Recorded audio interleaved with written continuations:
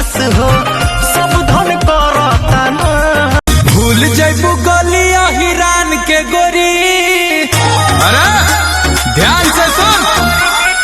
भूल जैबू गलिया हिरान के गोरी, मजा जब पैबू बबुआन से गोरी। तुम क्या जानो मेरे दिल में तुम रहती हो धड़कन की तरह, यार बदल न जाना मौसम। फोन पर गालियां तो कुत्ते देते हैं, कभी सामने मिलो तो मैं फाड़ ना दे तो कहना।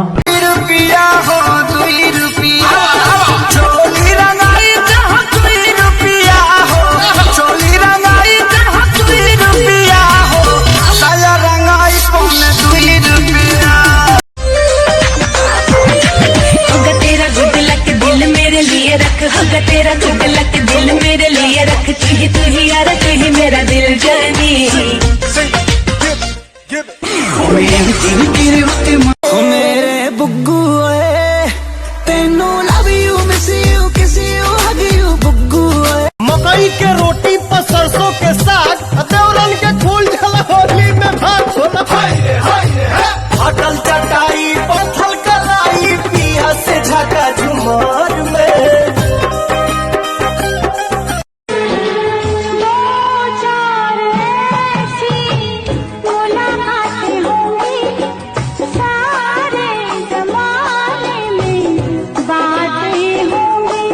हरे नया बतारू के करा डारे, रंगवा के माना नहीं खेलाई रंग डाले। अरे मोरे साली हो अरे मिस देनी गाल जोबन कोई नी लाले लाल, देख ली ही दीदी तो हो जाई बवाल। चल देखी राउर जीवा जोरोता खिस पोरोता, जबरी जी जा डाली जानी रंगावा मोरला हंगावा लसा लसा करता। जाने दो मुझे देख कर कोई जलता है तो जलता है, मैं अपने मन का मालिक हूँ मुझे घंटा भर गड़बड़ता है। अपनी तो जैसे तैसे थोड़ी ऐसे या वैसे कट जाएगी, क्या होगा जाना बेहाली। न देबू